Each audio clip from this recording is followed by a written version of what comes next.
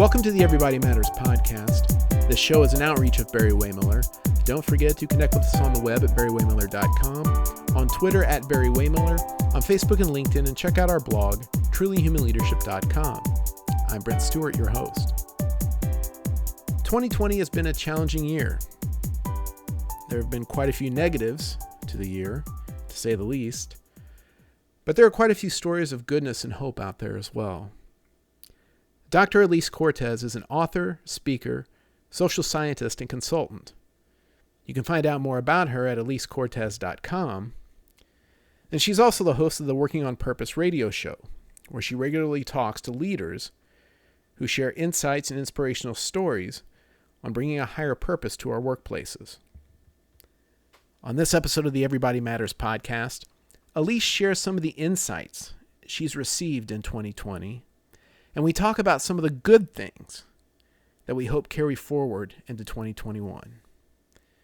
You might call this episode a 2020 leadership year in review.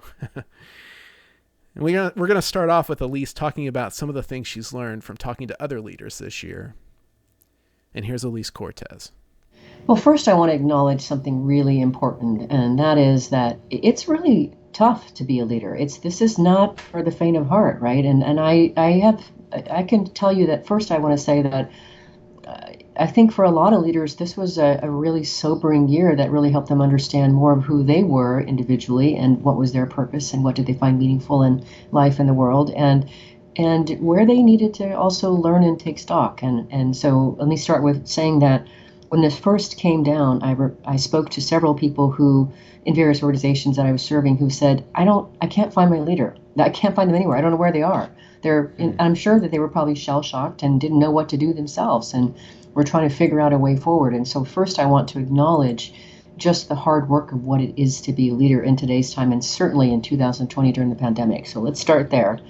And then secondly, what I'll say is that the leaders that I've come across that I've had a chance to talk with, I would say that what I heard from them is many of them, they got clearer about their purpose and what were they willing to do, settle for, decide based on that purpose, and who they want to be in the world, in this new world that we were all coming into and trying to find our way into. And I think that there was a tremendous amount of learning for all of them as they tried to figure out, really in many ways, to leave behind, I would say, an old way of doing things, which would be more of like the non-conscious capitalistic way, just make a profit, whatever it takes, reduce your bottom line. If that means you've got to fire half your workforce, do that.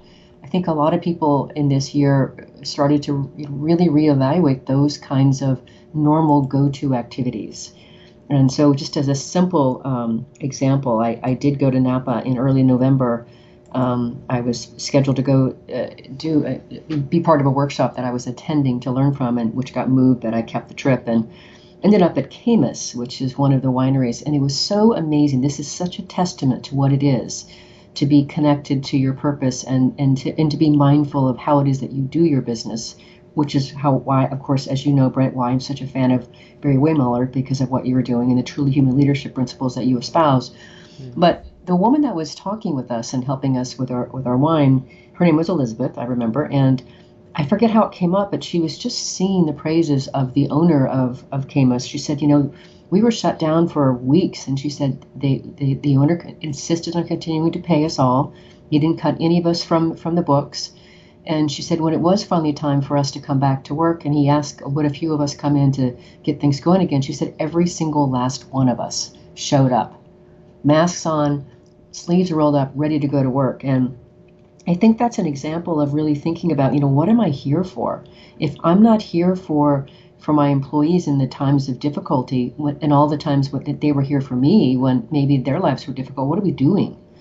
And so I really think that the examples of leaders that I saw, that I certainly revere and would want to, talk about and for others to model, really got clearer in their own bones about what are they doing in the world, in their own lives, and how do they do that through their business, and recognizing that they really had an opportunity to steward the health and the future and the direction of people by their very actions and decisions on a daily basis. And I just really applaud the darkness through which many of those decisions came to the fore.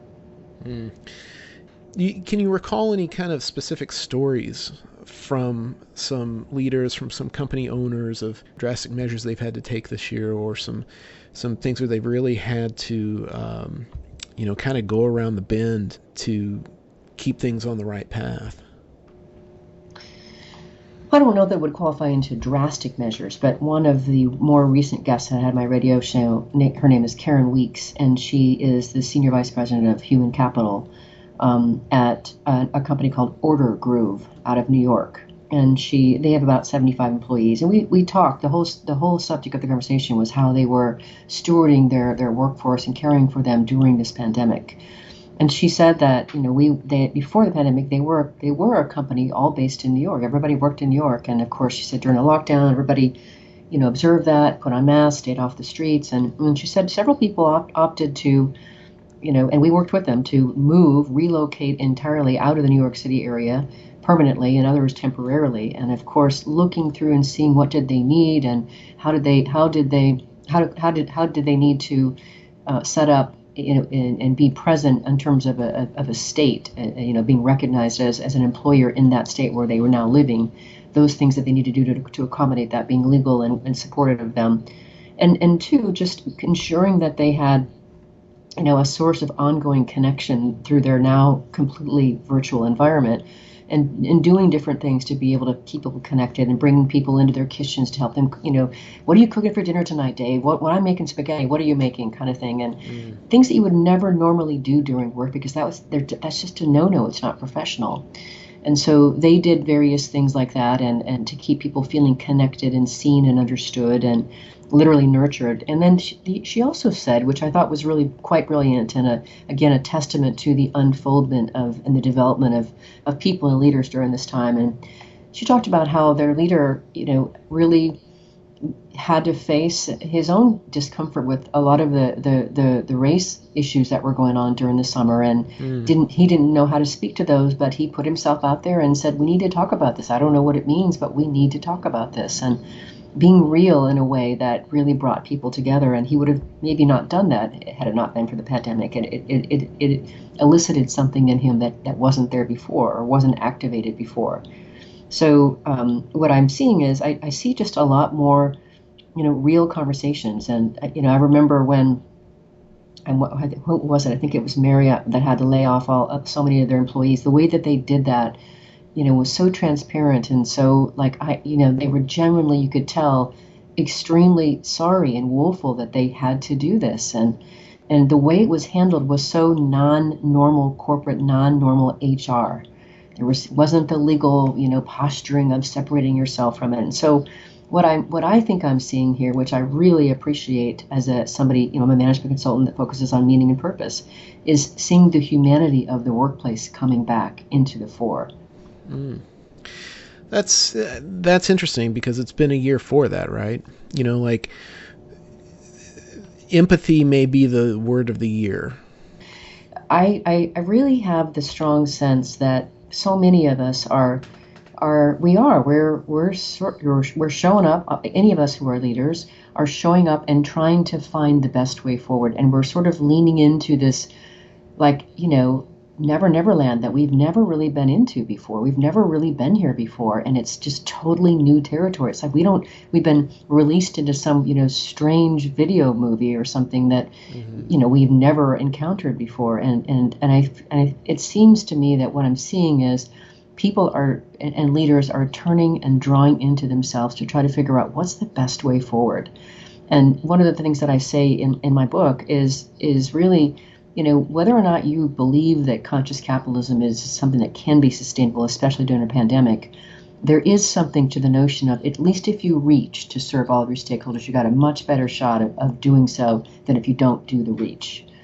And I think more and more leaders are recognizing that, we can do the reach, we need to do the reach. People are counting on us as business people to make a difference in the world that really only we can make. Because of our vast resources and what we can do with and through our communities. So I feel like that there's a sense that we have almost I I don't want to say uber, but quite evolved this year as business people, as leaders, as citizens of the planet, as we've come to realize just how tightly we are connected, interconnected, and how much we need each other. And again, it goes back to the idea of empathy being kind of the theme of the year. We started out this year with these great unknowns with this pandemic, not knowing where things were going to go, not knowing how long it would last, and everybody having to be hoping that everybody would be a little bit more cognizant of the other, and being empathetic of everybody's individual situations as you move forward, and that's in terms of a pandemic perspective. And then with these other conversations going on too, that shot up about equality and about inclusion, it's a whole other deeper empathy that seemed to need to happen. It's just all interesting that it all came in this one year. It almost seems like it's purposeful or something.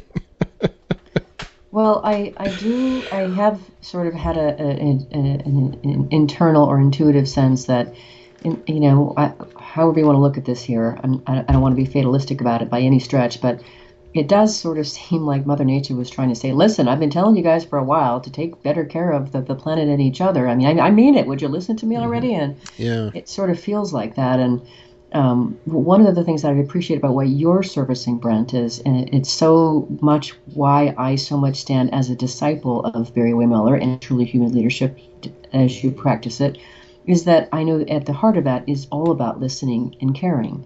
And I do think that what's happened this year is it's really forced people to have to listen in ways they've never listened to before. What the markets are telling them, what their customers are telling them, what their employees are telling them or not telling them that they need. So I feel like we have become much more empathetic and better listeners this year, just because, everywhere around us, I mean, there's none of us have not been touched by COVID. Whether or not we've gotten the virus ourselves, we've all been touched by it. We know somebody who's gotten sick. We know somebody who's actually passed away. We know somebody whose business has been severely disabled because of it. We all know somebody, and I think it really has catalyzed a higher level of caring and emotional intelligence in us. I don't coach a lot of people one-on-one anymore. If somebody comes along and we have a relationship, then I do. But there's a couple people that I coach inside a very, very large global company. And what was interesting was that I think there was a moment when the company forgot who they were. And they had sent out, the CEO fired off this communication email and said, everybody's going to come back to work on XYZ date.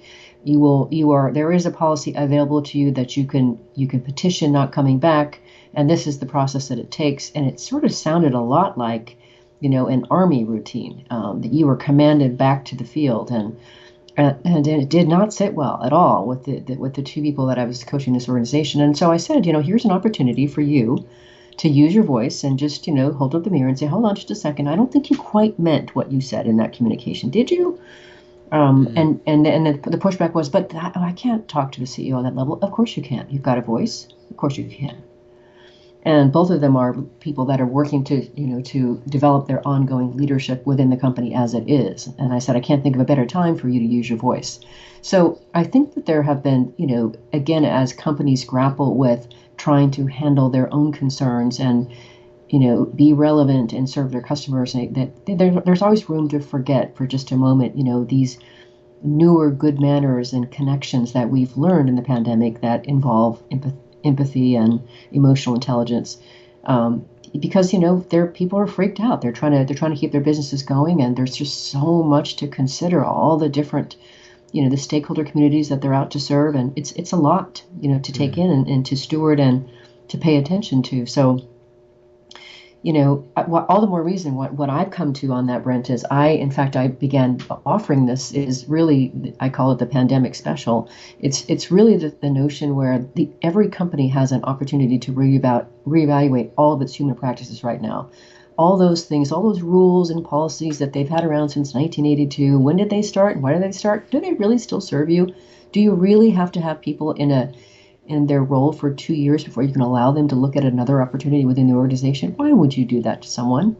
right? So I think that many organizations have had the opportunity and have um, allowed themselves to fall into reevaluating really everything about the way they operate and how they handle their people in this time, which I think is incredibly healthy.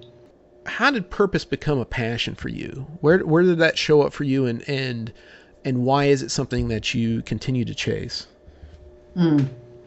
I love that question, Brent. So, first, we have to start with meaning. So, meaning came into my purview really when I started my doctoral studies in the late 1990s. And I really got clear that as I was going through and figuring out what did I want to focus on for my dissertation, I really knew the world of work was really important. And so I investigated how IT leaders experience meaning in their work and how their work informs their sense of self or their identity. And so meaning was the first part. And what I discovered back then is that there's lots of ways that people experience meaning in their work. And so I found these 5 modes of engagement and found myself consulting in the human capital space around employee engagement and leadership and professional development for many, many years. And then I expanded my research in 2012, and then got it published in 2014. And meaning really became a central focus point for me. And what was so great about that, Brent, is I was literally high as a kite on purpose in 2014. I was 49 years old.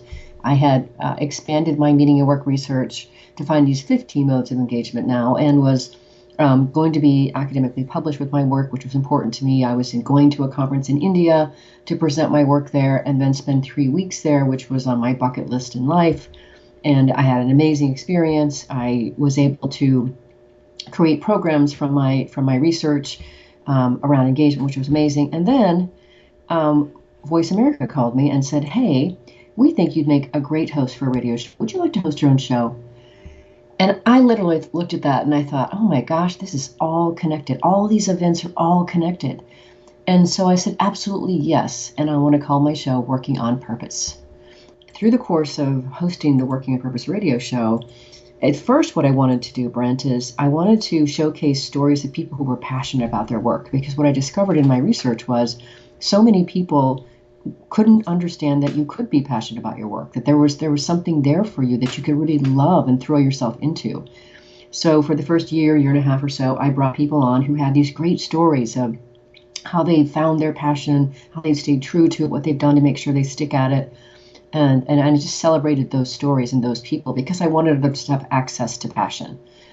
And then I found my way into inspiration. And I thought, people are going to need an inspiration to pursue their passion. So then I showcased guests that had been through major things in life, people who had survived electrocution, who had survived cancer, who had started foundations based on their unfortunate experiences. And I wanted to breathe that life into our listeners for them to pursue their passions. And then I found purpose, and that's where I really discovered and brought on people who could talk about their path to purpose or what they were doing as an expression of their purpose and how it made a difference to themselves and to the world.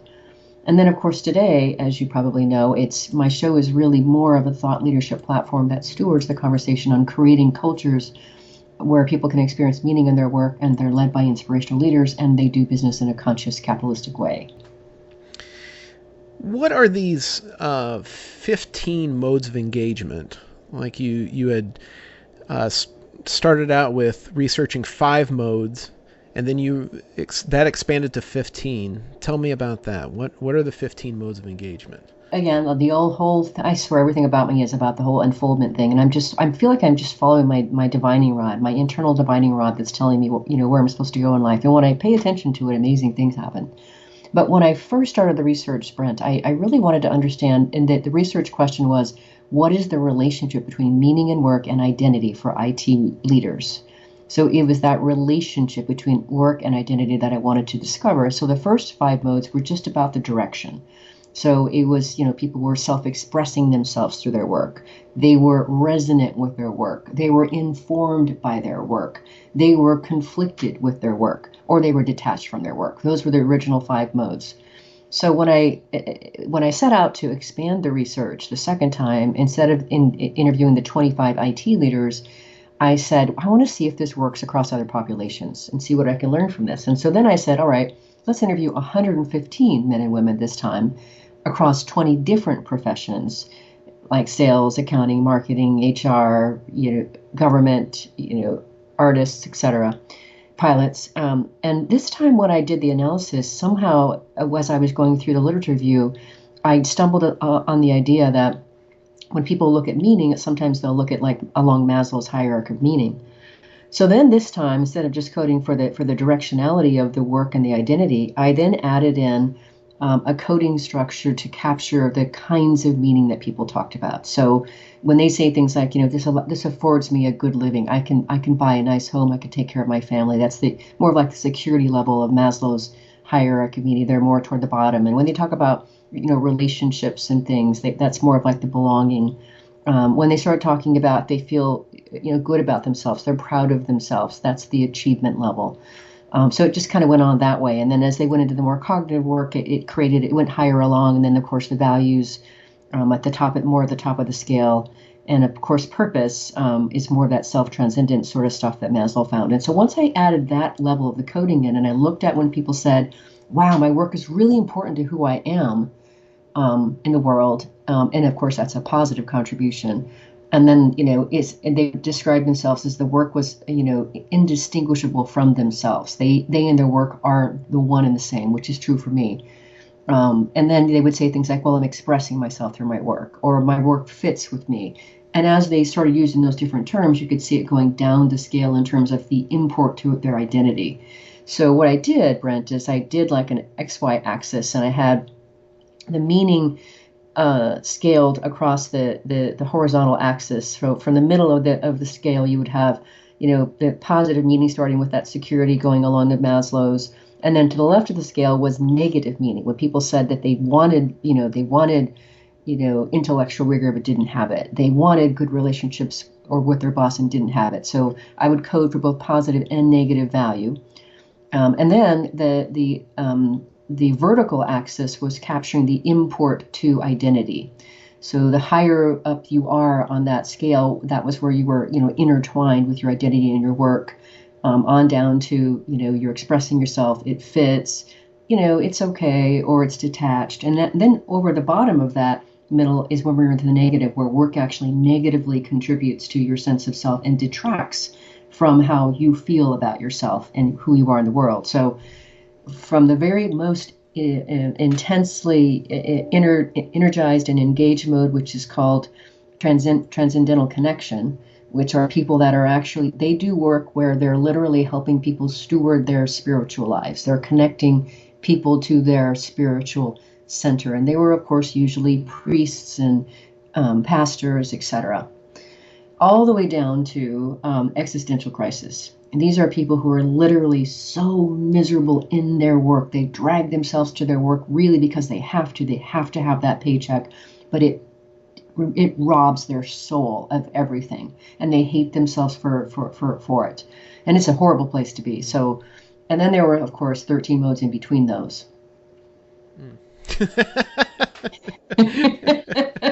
We can talk all day about those. Only 13. Only 13, yeah. It's fascinating to think about, generations. This generation has more of a passion for meaning, I think. Mm-hmm. And I feel, and, I'm speaking as somebody in my early 40s, but, I remember when I was younger and, with my family, it was just about putting food on the table and not about fun or not about finding value in it, just going in and coming home.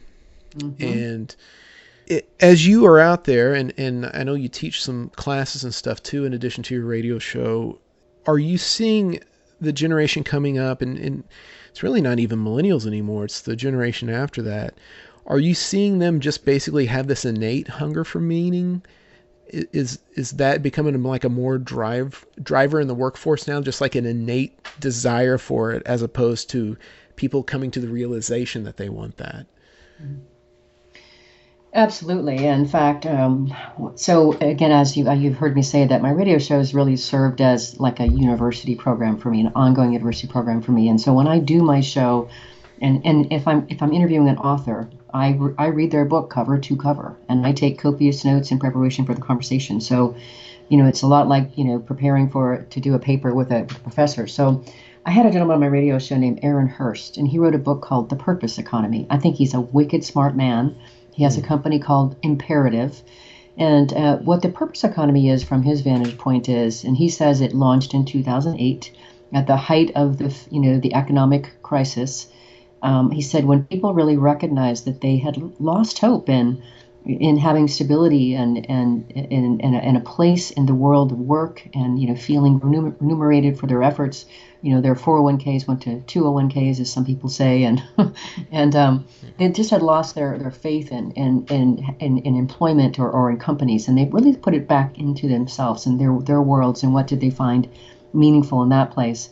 And then to your point, he also points out that because more and more of the workforce is now comprised of millennials and younger people who do have a different set of values, that they do want to be part of something that is doing something important in the world that they can feel good about being part of, and that knowing that their work is also contributing to something important, not just literally doing something for the paycheck, but I got to know that this is meaningful somehow in the world.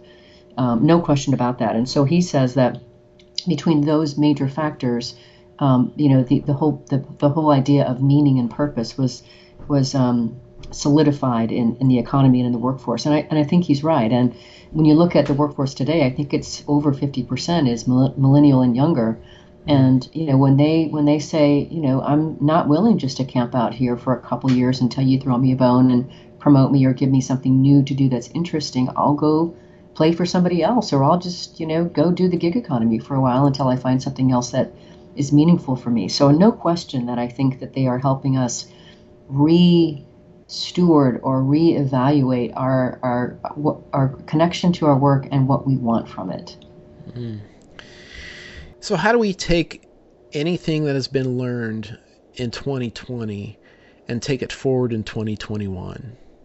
Like, what are the things that we need to take with us to 2021 as a larger recovery happens, as we hopefully get back to some sense of normalcy in the world? How do we take these lessons and apply them and move forward? Boy, the first thing that comes to my mind when you ask that question is the notion that a company is a living organism. And I got that from Norman. I'll have to get his name in just a second. He was on my show here a few weeks ago, a few weeks ago. Norman Wolfe, Dr. Norman Wolfe, fascinating man. But so he talks about how a company is a living organism, and if we don't figure that out now, we can't understand that now in the fluidity of how business owners and business leaders have had to really steward how they do serve their customers, how they re-innovate their lines of service and products in order to serve their customers and stay in business, how they care for their employees, how they interact with and show up in the community to help those who can't help themselves. I don't know what we'll have really missed the boat if we don't hang on to that learning there, that we recognize that there's such an interdependence inside an organization. The employee, all the stakeholders, right? The employees, the suppliers, the people in the community that are touched by the service, the planet that we dwell in, our investors. When you start to really recognize that beautiful and delicate interdependence, what I would hope that we don't forget, and that we certainly bring into 2021, is a steadfast focus on the need to continue nurturing all those relationships and the recognition of that beautiful and delicate intertwined relational element to it. And that all those communities need to be continually nurtured and fed and seen as a combined unit together. What is some of your hopes? What are some of your maybe predictions? Like what are you very, very hopeful for in terms of businesses feeling the need to adapt more and bringing purpose on board as a part of that? I'm going to start with predictions first. So I really learned a ton by having Steve Brown on my radio show a few weeks ago. He wrote a book called The Innovation Ultimatum.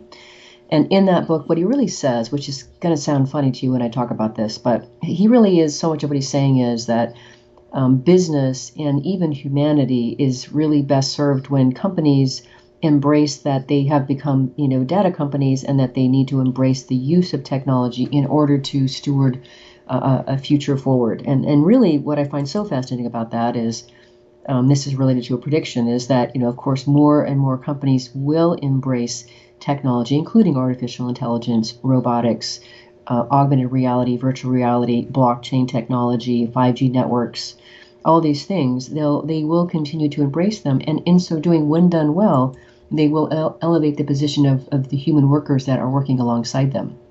So that's my prediction, that more and more companies will fall into that and recognize that they will need to rely more on technology to steward their future. And alongside that, another prediction will be that more and more companies will recognize the absolute imperative to continue to train and develop their workforce alongside technology, for them to retool and scale and have a place as they're, quote, kicked upstairs in terms of their competencies and their talents to contribute meaningfully in the workplace. So those are my predictions.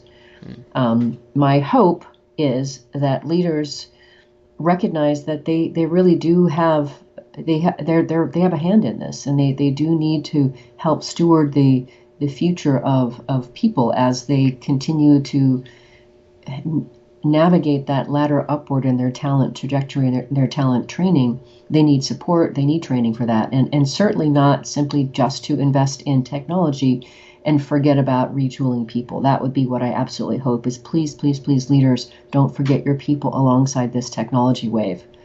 And another hope is that we don't forget these lessons that we've learned this year. I really have a hard time imagining that people can go back, Brent. I mean, I think a lot of people are going to say, look, I'm not going to spend, a traffic commute 5 days a week to and from work every day. I'll work from home a couple of days, and so I'll come to the office a few days, but I certainly have a hope that more people will continue to honor more of the maybe a balanced or harmonious work-life relationship that they maybe have at least glimpsed this year, as they didn't have to go through the hamster wheel rush of running to the office every day and then coming back home and trying to find a way to piece it all together. And I also hope, and this is maybe also part of a prediction, is you can already see that there's whole new industries that have been born in this, and those that have also probably largely died in this, and that's the nature of business and economics, and so I'm both really excited about the possibilities of those new ventures coming forth, and I also think we have to look at and consider, how do we help steward and support and enable those that are naturally going to go away.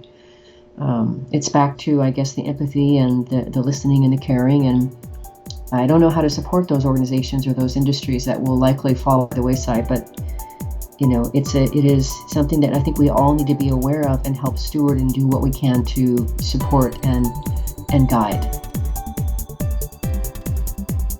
Thanks for listening, and again, if you'd like to learn more about Dr. Alise Cortez or the Working on Purpose radio show, go to alisecortez.com. If you'd like to find out more about Bob Chapman and Ross Zodia's book, Everybody Matters, The Extraordinary Power of Caring for Your People Like Family, go to everybodymattersbook.com. And for updates on the book, this podcast, and for a lot of great content and insight, don't forget to connect with us on the web at Barry-Wehmiller.com, on Twitter at Barry-Wehmiller, on Facebook and LinkedIn, and check out our blog, trulyhumanleadership.com. I'm Brent Stewart. Thanks for listening. Take care.